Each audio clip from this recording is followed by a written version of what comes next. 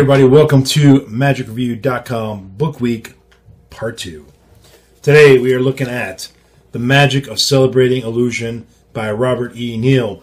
And as you can see, this book is a little bit worn because I read it, everything. I'll tell you this, I'm sure I've come clean, if you will, about this before, but just in case, I don't always read a book completely when I review it. It depends on the type of book it is. For example, some books that this is a weird example, but let's say Tarbell Volume 1. I have read that book cover to cover, but had I not, it's the kind of book that I wouldn't need to read cover to cover to give it a proper review. I would read certain sections and I would probably gloss over some of the effects, spot check it, make sure that the methods are feasible and so forth. But when there's that volume of effects and tricks, there's hundreds of tricks in that book, something like that. Anyway, it just depends on the kind of book. So some books I will read lots of it and gloss over other parts of it. But as long as I've read enough material where the material I've read is solid, then I know what kind of review I'm going to give. This book, however, I read the whole thing. And by the way, I should clarify.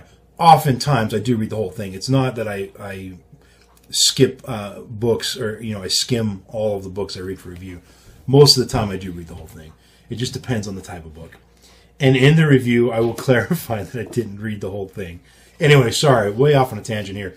The reason I read this whole book is because, first of all, it starts off with tricks that you can do on yourself.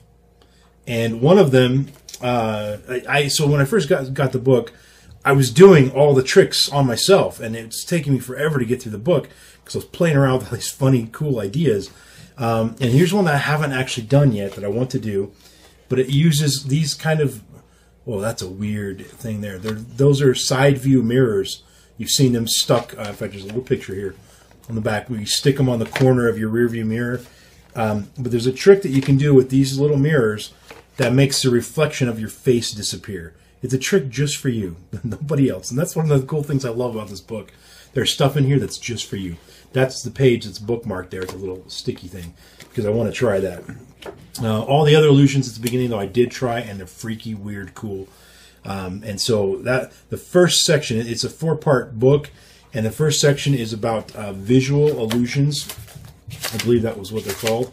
Yeah, visual illusions. So the 4 parts are visual illusions, psychological illusions, spiritual illusions, and performance illusions. So each chapter dives into whatever illusion it's talking about. It has an essay or two or some, talking points and paragraphs and stuff about that concept, about illusions that are found in our performances. And it's not the illusion of, the magician vanished here and reappeared there. Not that kind of illusion, but the illusions we have about ourselves as performers or about the performance itself. And this book will make you think and rethink everything. And I said this in the written review, but it's part Dr. Seuss, part Martin Buber, and all Bob Neale. It's very, very deep and philosophical and silly all at once. And everything you can possibly imagine about life's illusions, it's in here. If you have a thought about life's illusions, it's already in here. No matter what you're thinking of, what angle, what exploration about illusions, he covered it. I'm telling you, this book is complete. There's just everything you can imagine in here.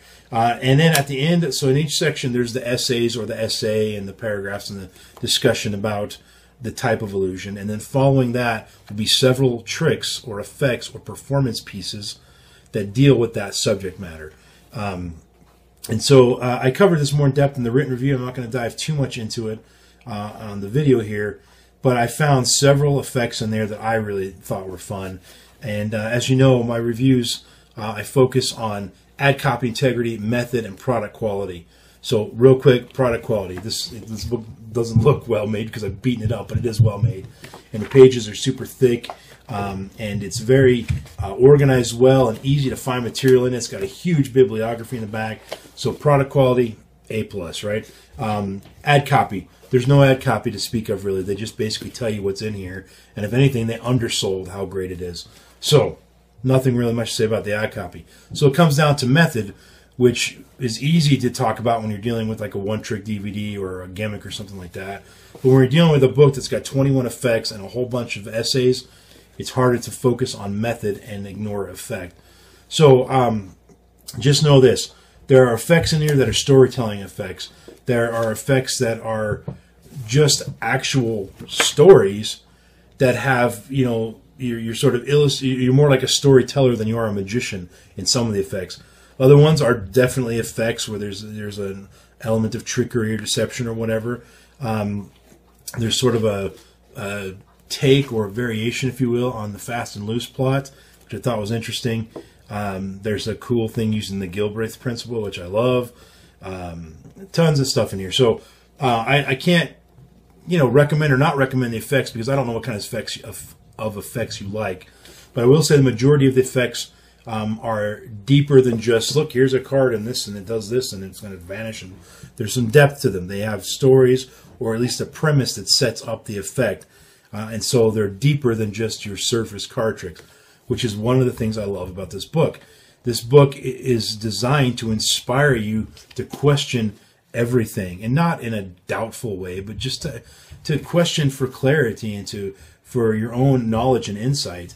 And one of the things that it has you question, and I think probably the most important thing as a magician that it has you question, is yourself as a performer.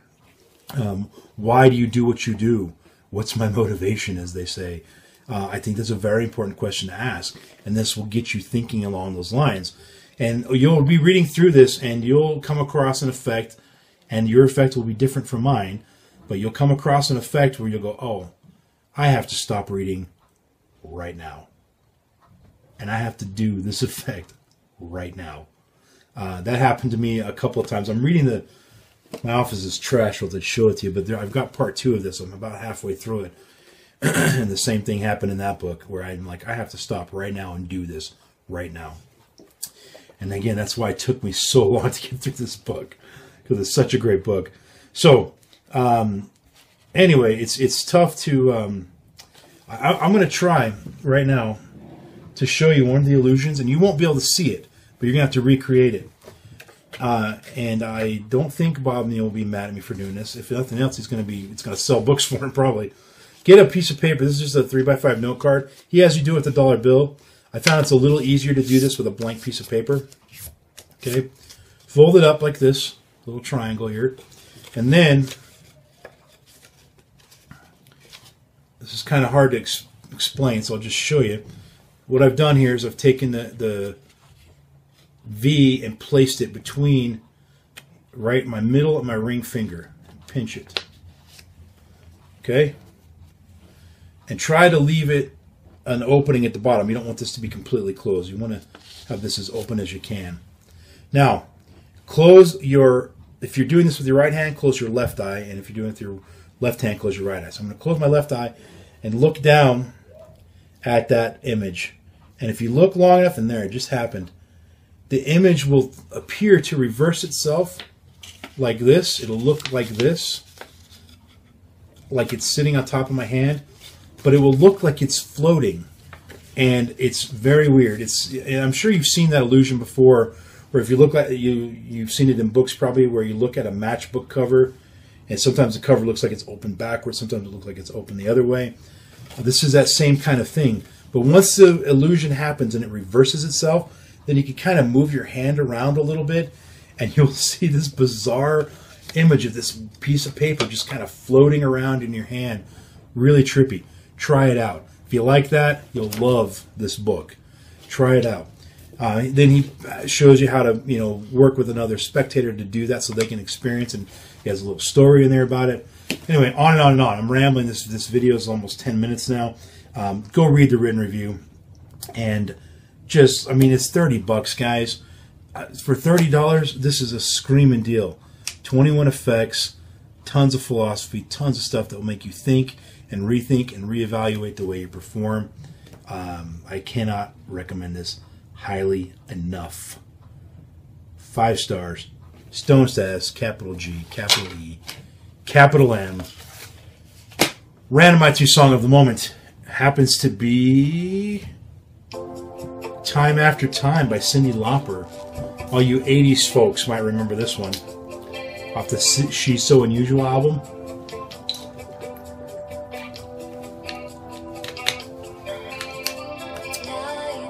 What you may not know about Cyndi Lauper is she used to be a wrestler. Yep, she was a wrestler back in the early 80s. And her manager was Lou Albano, the dude with the beard, with the rubber bands in the beard. You might remember him. He's actually in one of her videos, I think, too. Anyway, so there's some trivia about Cyndi Lauper you may not have known. That's a great song, Time After Time. And this is a great book. Get it. Make sure you take the time to like and subscribe to this video and my channel. Thanks for watching, guys. Peace out.